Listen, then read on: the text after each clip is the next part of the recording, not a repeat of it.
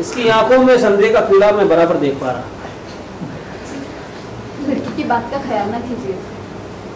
नहीं, बहुत अच्छे से बात की उन्होंने मुझसे, काफी काफी फायदा होगा मुझे। बेवकूफ है बच्ची। बुद्धिमान है।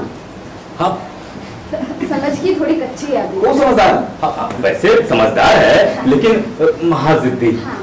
अब समझदार लड़की की जिद पे भी तो गौर करना चाहिए ना। हाँ ठीक है, ठीक है। इनका परिचय नहीं कराया आपने? ये अरुण। ये सरनाई का अरुण है, मेहमान आया कल से, अभी जाने वाला है। आई सी। आई कुड सी कि भीतर क्या बातें हुई होंगी।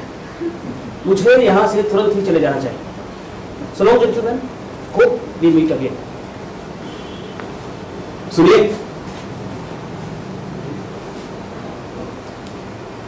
अन्ना, माँ, इन्हें रोक लीजिए, यहाँ से जाने मत दीजिए और पहली ही लगन में अपनी बेटी का विवाह इनके साथ कर दीजिए। मैं भी आऊंगा शादी में शामिल होने के लिए। कैसी बातें कर रहे हैं आप? ठीक कह रहा हूँ? क्या कह रहे हो बेटा? ठीक कह रहा हूँ माँ। आपकी बेटी का दिल यहाँ लगा हुआ और दिल की व्यथा बहुत बहुत बुरी होती है, मैं समझ सकता हूँ। अब आपकी बेटी को इनके पास सुख मिल सकता है। देखिए, अब जैसा भी उन्हें अब सुखी होना चाहिए।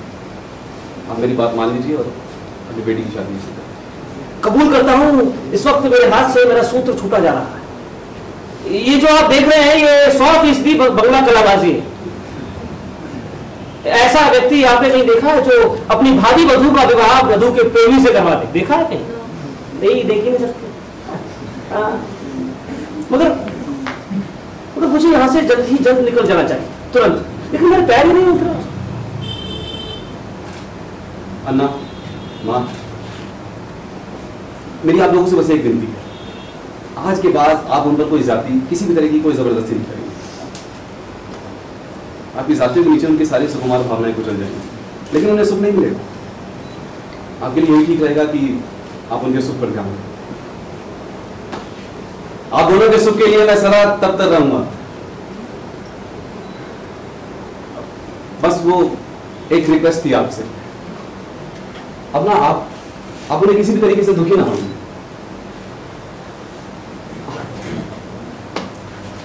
आपको जो पवित्र प्यार पालने का अवसर मिल गया ना, उसकी उपेक्षा ना करें। वो अपराध हो।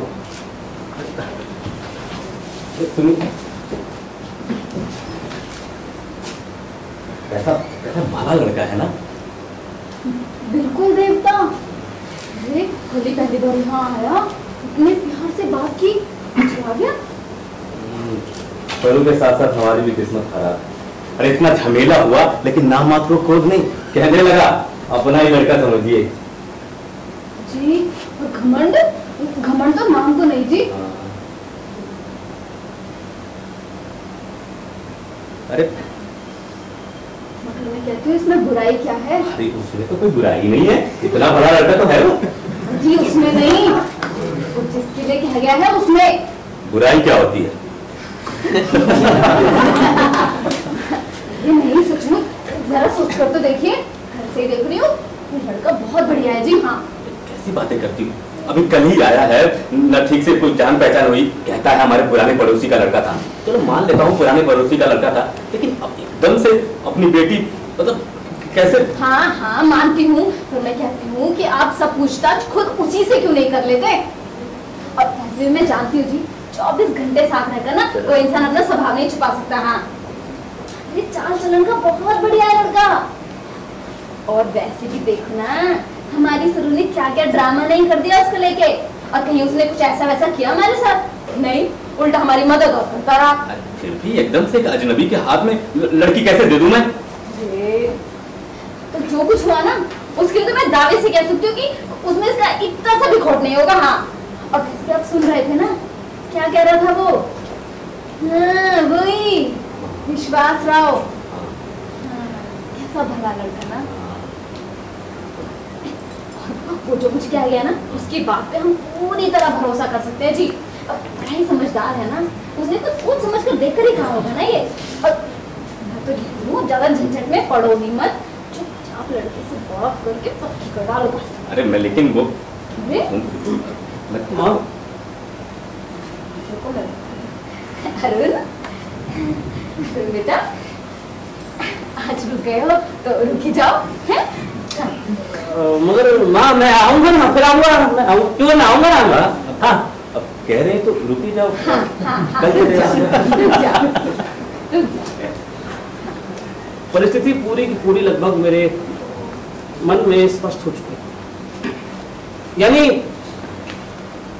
कि मैं यहां से कार्नर होने की कोशिश में जुट गया, यानी कि घर के मालिक मालकिन से नहीं, उनकी मोह से तो मैं निकल कर कभी भी एसटी स्टैंड पहुंच सकता था।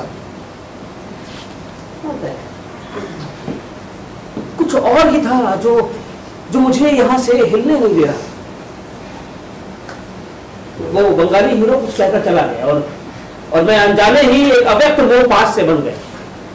वो मोह पास इस घर के भीतर किसी वस्तु का था। कौन थी वो वस्तु? वही पगली, जिद्दी, अलहड़, चतुर, भोली लड़की। उसी के मोह बंधन से मैं किसी तरह निकल नहीं पा रहा। मेरी लाइफ में ऐसी सिचुएशन कभी दोबारा फिर नहीं आई।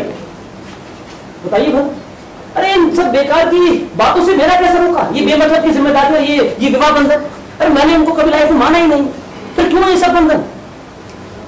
एक आए दिमाग में आया, अगर तुरंत मैंने इस मोह बंधन को नहीं तोड़ा तो ये मोह बंधन मुझसे हमेशा के लिए, उम्र भर मुझसे निपट जाए। नहीं, मैं ये बर्दाश्त नहीं कर सकता। असंभव, असंभव, बिल्कुल असंभव। अन्ना, मुझे आपसे बात करनी है, जरा इधर आएंगे? हाँ बोलो। मैंने अपनी आवाज को जरा तेज स्वर में रखकर कहा, अन्ना साहब। मैं अब आपसे अन्ना साहब ही कहूंगा, मुझे माफ करें। कोई बात नहीं, इसमें माफी मांगने की क्या जरूरत है, कहो। कुछ नहीं जी, इसकी बातों में मत आना।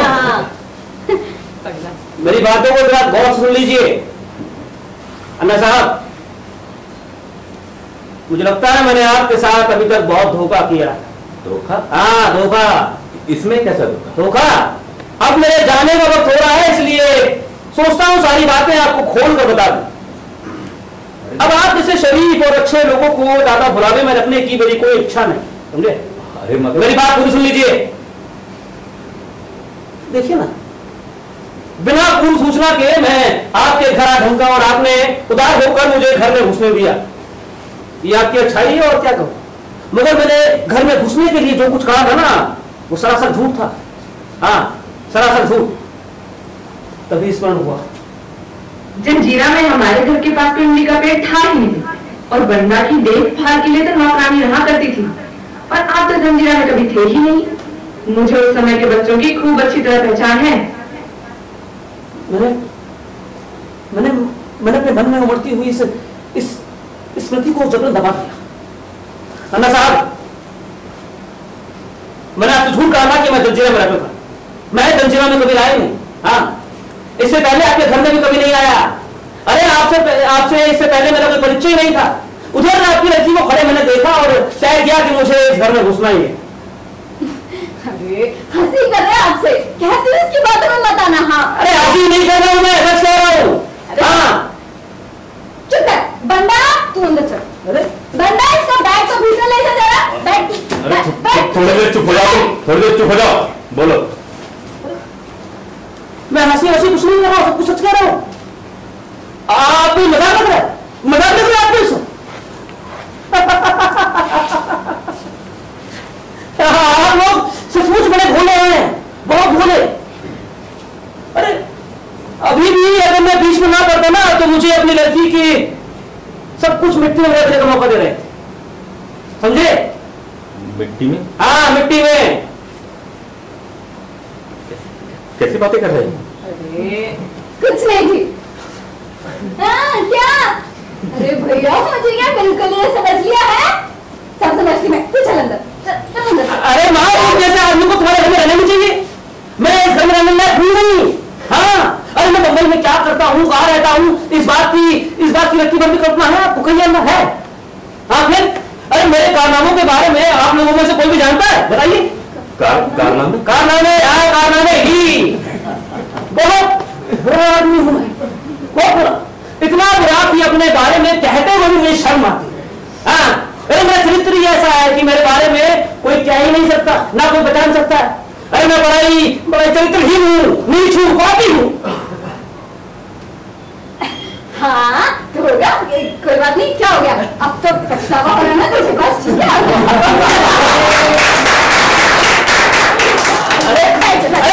पछतावा किस लिए, पछतावा किस लिए है? अरे इस संसार से या इस समाज के लोगों से मेरा क्या लेना देना है? जो इसमें किए गए गुनाहों का पश्चाताप करूंगा मैं, बोलो। अरे 2-4 को लूटा मारा, कुछ एक का हत्या कर दी, तो इसके लिए पश्चाताप करने जाऊंगा मैं? अरे क्या पकड़ कर रहे तू? अब चुप भी हो जा, हो गया मजाक हो गया बेटा, आजाद। अरे माँ मैं मजाक नहीं कर रहा हूँ, सब कुछ सच सच कह रहा हूँ। अपनी लड़की को मुझे अभी भी आप दे रहे थे, हाँ नहीं तो मैं चला जाता उसको लेकर कहीं। अच्छा नहीं बताइए अब मैं बात है ना, जब आपकी लड़की को मैं अपनी 21वीं बीवी बनाकर यहाँ से ले जाता। 21वीं और शायद 22वीं। मैं सिर्फ शादियां करता हूँ, बाकी की जिम्मेदारी महिला आश्रम उठाता है। तो कोई शरीफ स्त्री होती है, महिला होती है, तो खुद ही नदी तालाब में कूद कर जान देती है, नहीं तो ट्रेन के नीचे आकर मेरी समस्या का हल कर देती है। अरे ये तो अभी भी इसकी बातों पे भरोसा नहीं होता। हाँ अरे होता है, बंदा को होता है। ये पहले बार देखकर मुझे समझ गया था कि मैं कैसा बड़े भी आदमी हूँ। मैंने इससे आंखों देख लिया था कि भाई होता है ना, होता है ऐसे। अरे लड़का बड़ा समझदार है तुम्हारा ये ना। पुलिस को बुलाओ क्या? सर बुला ले मेरा। जी पुलिस के चंगुल में फंस जाऊं मैं, वो जीव नहीं हूं, समझे? 1000 बार पुलिस को चश्मा देकर ठाट से अंदर बाहर रहता है। तुम समझदार जरूर हो, लेकिन ये मत भूलो कि मेरी भी बड़े बीहड़ लोगों से जान पहचान है। उतावले मत हो तुम।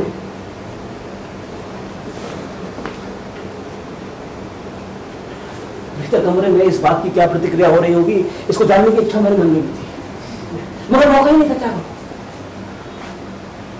अन्ना साहब, मेरे पछड़े में पढ़ने की ज्यादा कोशिश मत कीजिए, समझे?